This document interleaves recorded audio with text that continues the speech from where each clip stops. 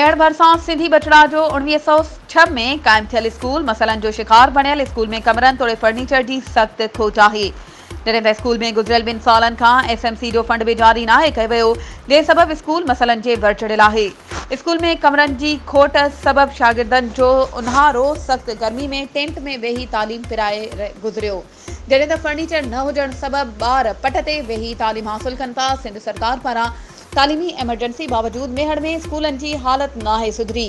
Sindhi बचड़ा primary school के उस्तादनि शागिर्दनि ऐं शहरनि सिंध सरकार तोड़े तालीम खाते जे अख़्तियारनि खां घुर कई आहे त सिंधी बचड़ा जो क़दीमी ऐं तारीख़ी स्कूल ते ध्यानु ॾेई स्कूल जो SMC फंड जारी करे स्कूल में कमरनि ऐं फर्नीचर जी खोट ख़त्म कई वञे।